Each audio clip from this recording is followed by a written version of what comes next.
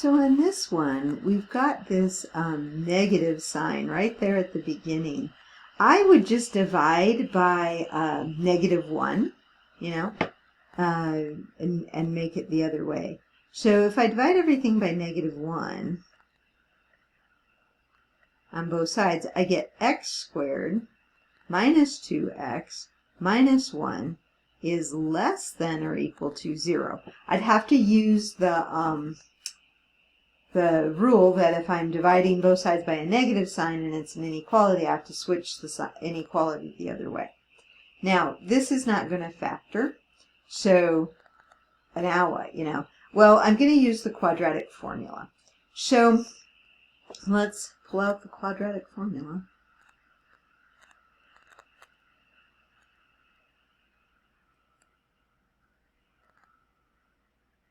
And that's going to give me the opposite of b plus or minus the square root of b squared minus 4 times the a times the c all over 2 times 1.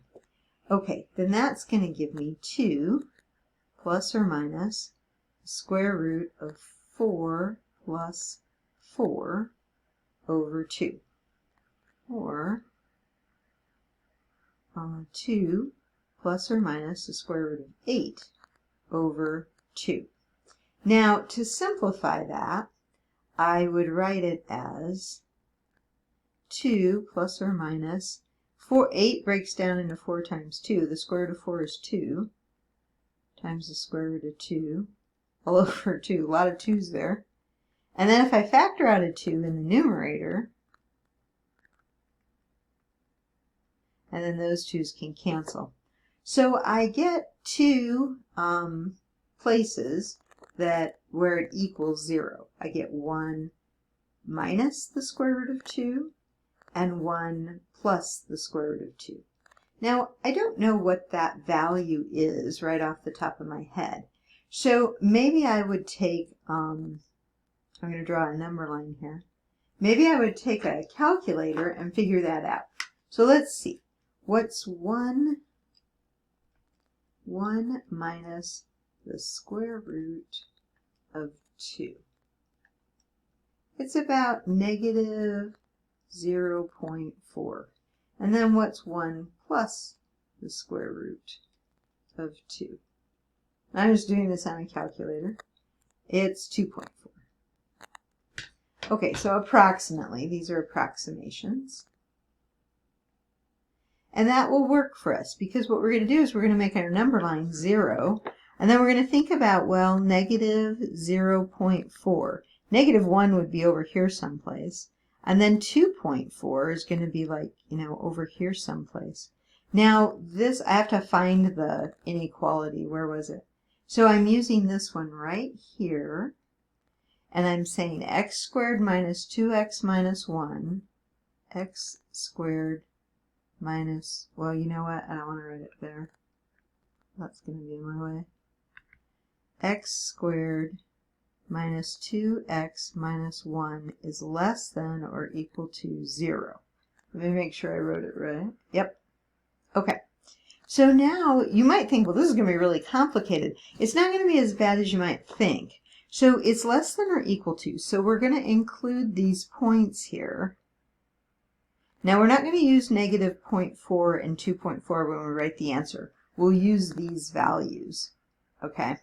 But we'll get to that. All right, now let's think test points. So, test point. What's a number less than -0.4? -1. So don't pick a decimal. Pick something easy to use.